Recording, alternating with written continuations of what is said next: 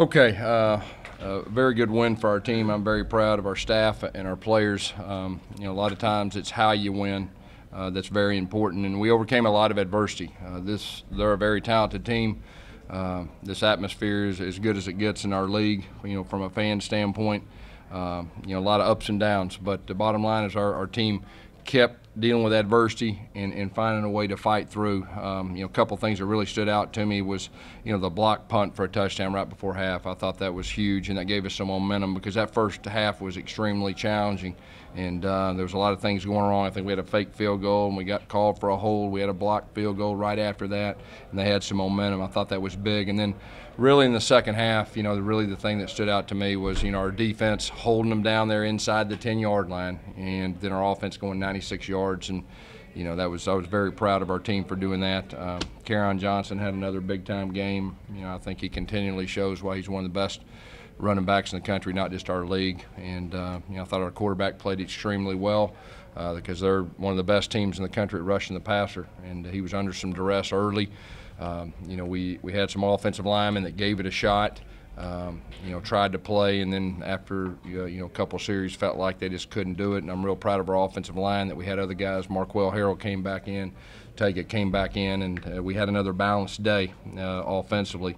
Our defense did a good job. Anytime you have to prepare for two quarterbacks, it's a little bit of a challenge, but overall, very good win.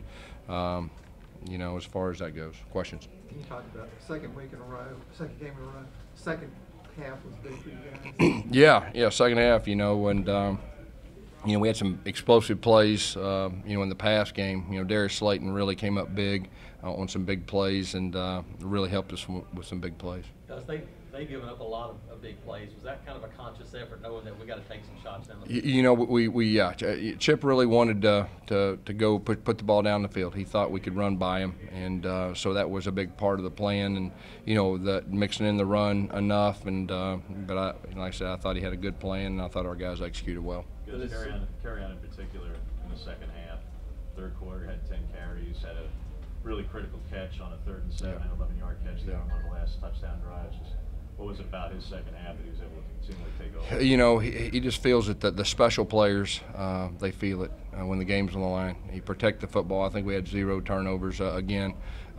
He just felt it. He willed himself, and y'all saw it. I mean, they got good tacklers, good defensive guys. He's breaking tackles, and he's run over people, and he just willed himself on that. You guys go down the field, score that touchdown right before the end of the half, and you call the 2 timeouts. Yeah. What was the discussion like? Who was all involved with that to make a decision? Let's see if we can do something. No, we've been talking about blocking punts for the last 2 weeks. Last year we came extremely close, and Coach Horton and his special team staff really worked hard this week. We put some different personnel out there, and we went after it early, and they got off in 1.6. I mean, they really got off, and so we just felt like that was a great opportunity to do that. And Nick Ruffin made a big-time play, and we talk about seniors stepping up in big games and making big-time plays, and that was a huge play in the game. It just kind of changed the whole momentum of the game going into halftime. Does it remind you at all of 2014 when they blocked your field goal at home and they returned for a touchdown, the momentum swung their way? Yeah, I thought about that this week. That was a huge play in the game, and that and the fumble down there on the 1 or 2 were 2 huge plays. But you got to give them credit. I mean, I think they blocked two field goals. I think we blocked 1 punt, and I'm not for sure if we blocked the second one or if it hit one of their players. But we put enough pressure on them to get them thinking, and so they're a good team. How does it change the emotion on the sideline, Gus? When you guys are down 13-7, they settle for a field goal with about 2:40 to go, and about 2 minutes and change later, you guys are up at the half, 21-13. Well, what does it change? Yeah, I think that was, especially, we drove down there and scored. I mean, that was great, okay? But for us to have that field goal, that's as good as it gets. Right before halftime, just gave us the momentum. Coach, what has it been like to see the transformation of Derek Brown? Not only is being able to fill Montrezl Adams' shoes and control the gap, but really just be this huge leader on defense, especially in a game like today. Yeah, he did a great job. I think our whole defensive line did a good job, and they've done that all year, and they play together as a unit. The linebackers play with them with their run fits and everything that goes with it, and I said our defense has played well all year. Gus, you said Markel and Tanka. You guys kind of took off when they got in the game. Yeah. What was it about those two guys? Yeah, they played at Arkansas, and we had one of our best offensive outputs of the year, if not the best. And then when they went in there, we started rolling. I just said it says a lot about our depth. This is the first time I can remember, coaching at any level, that we've had this many new starting lineups and this many new pieces. And for us to play against a good defense and do well, says a lot about Coach Hand, and says a lot about our depth up front. Jarrett started 10 of 10 passing, no big plays, but he was sacked a couple times, a little shaky. What settled him down there to where you guys were able to connect down the field? Yeah, like I said, we had a couple guys that tried to give it a shot, tried to play and so I think it's a combination of all the above. They got a little pressure, they were juiced up, the crowd was into it. I'm impressed with their crowd. 11 o'clock, I mean, they were rocking, and but he settled down, and our guys kind of settled down, and we had some explosive plays in the pass game. What do you think was the key to your defensive stand there early in the fourth quarter, that when they got stopped? Yeah, I think it's just the urgency. We talked about, a championship urgency. This time of year, the championship teams we've had have found ways to raise their level. And the defense did that in that area, in that spot right there, and then the offense followed it up. And just from a head coach's standpoint, I mean, that makes you feel real good, from the standpoint that your whole team, the defense did it when the game was on the line, and it could have got really interesting. They scored, and then the offense put the game away, with that 96-yard drive. So that's really what stood out to me, that I'll be thinking about this game, for a long time to come. How valuable is a guy like Stephen Roberts? I mean, you're a free safety. Yeah.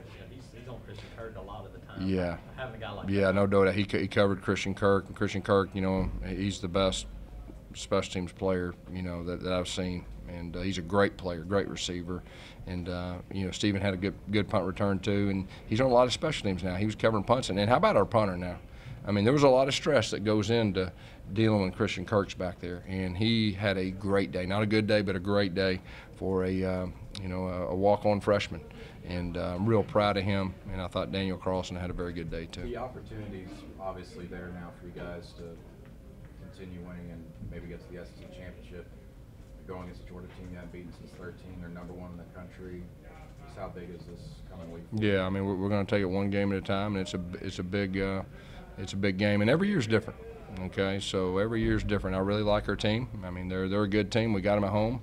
I know they'll be looking forward to it. I know we'll be looking forward to it, and I want my players to enjoy this one. I told them enjoy this one. Once we get back to Auburn, we'll think about that. Guess with the running back depth this year, it almost looks like you're using guys like Ryan Davis and Eli as glorified runs on first down, just the short passing game. Just to get you. Yeah, it kind of goes back, Chip RPO world. We talked about that, and Chip's doing a good job of getting the ball to those guys on the perimeter to make plays. And those two guys you just talked about, they're electric now when they have the balls in their hands. And there's some pretty good blocking on the perimeter too.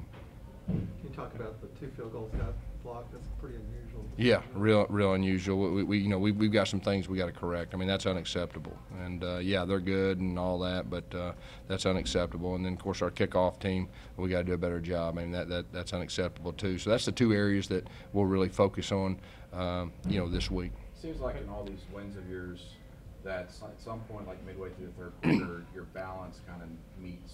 The rushing yards catch up to the passing yards, catch up. Why do you think that is? That's kind of who we are right now. Each year you're a little bit different, and you try to play to your strengths. And right now we're at our best when we're balanced. And Chip understands that, and he's the one that that's what he's brought in to do. And we're at our best when we're doing that. And I think he's done a really good job with the offense.